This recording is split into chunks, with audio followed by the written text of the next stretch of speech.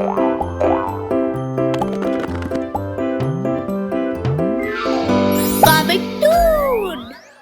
चतुर बुढ़िया। ढोलकपुर नाम के एक गांव में एक बूढ़ी औरत रहा करती थी जिसका नाम था रत्ना। रत्ना बहुत ही बूढ़ी थी। उसके घर में कोई भी नहीं था। इसी के साथ वो बहुत अमीर भी थी, जिस वजह से रत्ना को हमेशा डर लगा रहता था कि कहीं उसकी कोई संपत्ति चुरा न ले। उसी के बगल में गीता नाम की एक औरत रहा करती थी। वो रत्ना को बड़ी अच्छी तरीके से जानती थी कि रत्ना बहुत ही चतुर है। वो अपना पैसा यूं ही किसी को नहीं देती। एक दिन गीता अपने घर में काम कर रही थी, तभी अचानक गांव में शोर मच गया। शोर को सुनकर गीता काफी हैरान हुई और अपने घर से बाहर निकल आई। अरे, ये शोर कैसा हो रहा है? तभी उसे एक आदमी भागता हुआ दिखाई दिया और उसने कहा, क्या हुआ भैया, तुम भाग क्यों रहे हो इस तरह? अरे क्या बताऊं, हमारे गांव में कल चोरी हो गई है, इसी वजह से भाग रहा हूं। क्या चोरी हो गई? पर किसने की? अरे ये तो नहीं पता कि किसने की है, पर वो सब कुछ ले गए। चोर बड़े ही शातिर थे, किसी को कुछ नहीं पता चला। हे भगवान, इन चोरों ने तो नाक में दम ही कर दिया है। पहले दूसरे गांव में चोरी किया करते थे, अब हमारे गांव में आ गए हैं। इसके बाद गीता घर के अंदर आ गई और काम करने लगी और काम करते हुए बोली, पता नहीं इन चोरों को क्या मिल जाता है चोरी करके। ये नहीं कि अपने दम पर कमाकर खा लिया करे। तभी उसे रत्ना की याद आई और उसने कहा, अरे लेकिन अगर हमारे गांव में चोर आ गए तो रत्ना ताई का क्या होगा? वो तो वैसे भी अकेले रहती हैं। अगर चोर ने उन्हें शिकार बना लिया तो बेचारी कुछ कर भी नहीं पाएगी। पर खैर, मुझे क्या करना, वो बुढ़िया बहुत ही चतुर है, ऐसे किसी के जाल में नहीं फंसने वाली। इसके बाद गीता अपना काम करने लगी। वहीं दूसरी तरफ रत्ना को भी शोर सुनाई दे रहा था।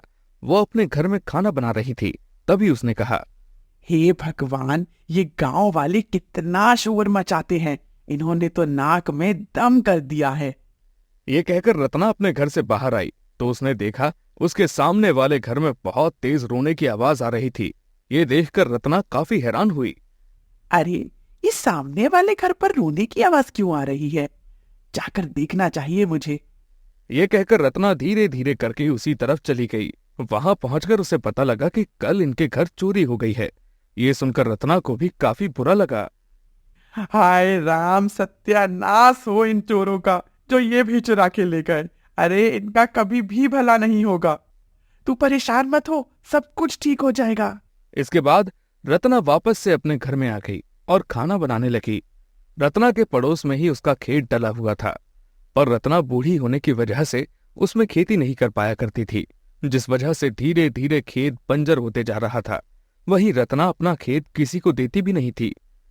वहीं दूसरी तरफ चोर चोरी करने से पहले गांव में भेस बदलकर घूमा करते थे, क्योंकि इससे उन्हें पता लग जाता था कि गांव में कौन सबसे अमीर है। एक दिन चोर भेस बदल कर आए और गांव में घूमने लगे। तभी उन्हें रत्ना के बारे में पता लगा और एक चोर ने कहा, अरे, ये बुढ़िया तो अकेली रहती है। आज रात हम इसी के घर में चोरी करेंगे। हाँ भाई, तुम ठीक कह रहे हो, यहाँ बहुत माल मिल सकता है। धीरे धीरे रात हुई। रत्ना भी चोरी से काफी परेशान थी, क्योंकि अब उसे भी डर लग रहा था कि अगर चोर उसके घर आए तो वो क्या करेगी, क्योंकि वो तो अकेली रहा करती थी। उसे कुछ भी समझ में नहीं आ रहा था। वो रात में अपना दरवाजा लगाकर सो जाया करती थी, पर अब जब से चोरी होना शुरू हुई थी तब से वो दरवाजे के साथ ताला भी लगाने लगी थी। इसके बाद उसने अपने आप से कहा, अब चोर नहीं आ पाएंगे, मैं आराम से सो जाती हूँ। ये कहकर रत्ना सो गई। धीरे धीरे रात गहरी हुई। चोर बहुत ही शातिर थे। उन्हें पता था कि गांव वाले आजकल ताला लगाते थे, इसलिए वो खिड़की को काट कर रत्ना के घर में घुस आए और इधर उधर सामान ढूंढने लगे, पर चोरों को कुछ नहीं मिला, जिससे चोर काफी परेशान हुए। अरे, इस घर में तो कुछ है ही नहीं। लगता है ये बुढ़िया खाली घर में रहती है। हाँ, सही कह रहे हैं, काफी देर से ढूंढ रहे हैं, घर में कुछ मिल ही नहीं रहा। चल, रसोई में जाकर देखते हैं। ये कहकर वो दोनों चोर रसोई में गए, जहां पर रत्ना ने खीर बनाकर रखी हुई थी। एक चोर को खीर दिख गई और उसने कहा, अरे यार, यहाँ देख कितनी स्वादिष्ट खीर रखी हुई है, इसमें कितनी मेवा पड़ी हुई है। तू बिल्कुल ठीक कह रहा है, चल हम लोग ये खीर खा लेते हैं। ये कहकर वो दोनों खीर खाने लगे। तभी रत्ना को कुछ आवाज सुनाई दी और वो रसोई में आ गई। रसोई में चोरों को देखकर वो बिल्कुल भी डरी नहीं। वहीं चोर रत्ना को देखकर बुरी तरह डर गए। इस पर रत्ना ने उनसे कहा, अरे अरे डरो मत, मैं तो तुम्हारी अम्मा समान हूं ना।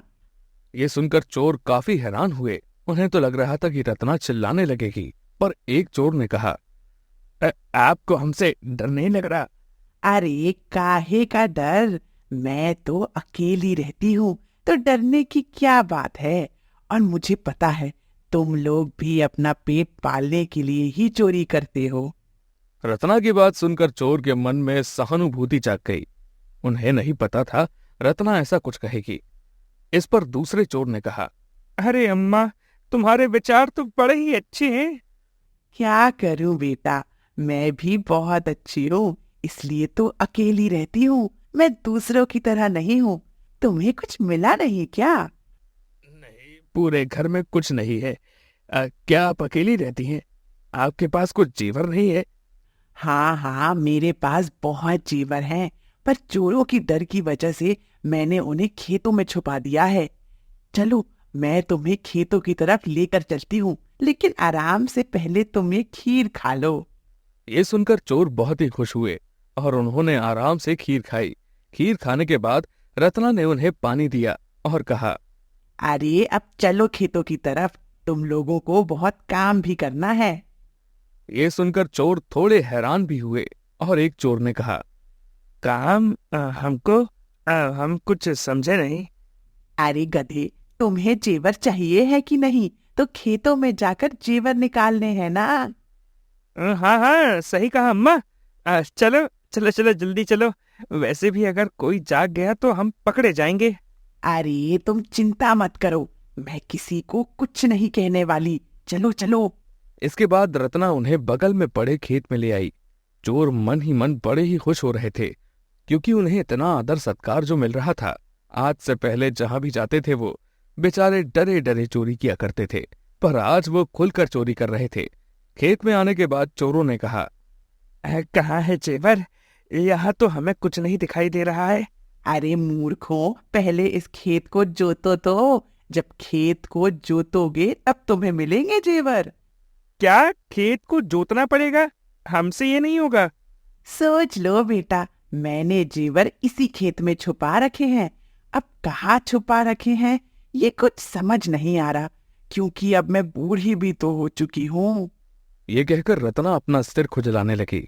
रत्ना को ये करता हुआ देखकर चोरों ने कहा, अच्छा ठीक है, लाओ हल, हम लोग खेत जोत लेंगे। ये कहकर रत्ना ने उन दोनों को हल दिया और चोर खेतों को जोतने लगे। वहीं दूसरी तरफ गांव में जब लोगों ने आवाज सुनी तो वो भी काफी हैरान हुए। अरे, इतनी रात में कौन ये खेत जोत रहा है? बगल में ही गीता काफी हैरान थी, क्योंकि उसे कुछ समझ में नहीं आ रहा था कि इतनी रात में भला खेत कौन जोतेगा। पर लोगों ने इस बात पर ज्यादा गौर नहीं किया। वहीं जब पूरा खेत जुत गया तो रत्ना ने चोरों से कहा, अच्छा तुम लोग यहीं रुकना, मैं अभी आती हूँ। ये कहकर रत्ना घर में गई और एक थैला लेकर आ गई। चोरों ने समझा इसी थैली में जेवर रखे हुए हैं। इस पर रत्ना ने उन दोनों को थैला पकड़ा दिया और कहा, इसमें कुछ बीज हैं, इन्हें इन खेतों में डाल दो। ये क्या करवा रही हो अम्मा? तुम तो हमसे खेती करवा रही हो। अरे नहीं नहीं बेटा, मैं तुमसे खेती नहीं करवाना चाहती हूँ। इस तरह तुम लोगों को जेवर मिल जाएंगे, करो तो ऐसा। ये सुनकर उन चोरों ने वैसा ही किया। जब खेत पूरी तरह से जोत कर बीज पड़कर तैयार हो गए तो रत्ना ने अपने मन में कहा, अब यही मौका है, मुझे चिल्ला देना चाहिए, क्योंकि अगर मैंने अब चिल्लाया नहीं तो ये चोर मुझे मार डालेंगे। और ये सोचकर रत्ना जोर जोर से चिल्लाने लगी, हे राम, मर गई मैं तो, बचाओ बचाओ, चोर चोर, हाय राम, मर गई मैं तो। ये आप क्या कर रही हैं? इस तरह तो आप हमें मरवा देंगी। रत्ना की आवाज सुनकर सभी गांव वाले जल्दी से आ गए। वहीं चोर जल्दी से वहां से भागने लगे, क्योंकि उन्हें पता लग गया था कि रत्ना ने उनके साथ छल किया था। पर तब तक देर हो चुकी थी, क्योंकि गांव के लोग आ चुके थे और उन्होंने चोरों को पकड़ लिया था। वहीं गीता भी वहां आ गई। गीता ने जब रत्ना को देखा तो कहा, अरे अम्मा, आप ठीक तो है ना? हाँ हाँ, मैं एकदम ठीक हूँ। इस पर चोरों को बहुत ज्यादा गुस्सा आया और वो बोले, बुढ़िया, हमें नहीं पता था कि तू बहुत ही चालाक है। तूने पूरा खेत भी जुतवा लिया और हमें जेवर भी नहीं दिए। हाँ हाँ, तुझे जेवर देने के लिए ही मैंने तुझसे खेत जुतवाया था। तूने क्या मुझे बेवकूफ समझ रखा था? मुझे पता था अगर मैं चिल्लाऊंगी तो तुम लोग मुझे मार डालोगे, इसलिए मैंने दिमाग लगाया। बुढ़िया की चतुराई देखकर चोर हैरान थे। इस पर एक आदमी ने कहा, अरे भाई, कहाँ चोरी करने आ गए थे? तुम्हें पता नहीं ये हमारे गांव की सबसे चतुर बुढ़िया है, इसलिए इससे कोई भी पंगा नहीं लेता और तुम्हें इन्हीं के यहाँ चोरी करने के लिए मिली। अब चलो हम तुम्हें जेल की हवा खिलाते हैं। इसके बाद गांव वालों ने पुलिस को फोन किया और कुछ ही देर में पुलिस वहां आ गई। पुलिस ने जब चोरों को देखा तो उनसे कहा, हमें तुम्हारी ही तलाश थी।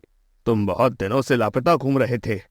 तुमने बहुत जगह चोरी की है, पर आखिरकार अब तुम हमारे कब्जे में हो और अब हम तुम्हारी अच्छी तरीके से खातिरदारी करेंगे बेटा। ये कहकर पुलिस चोरों को ले गई।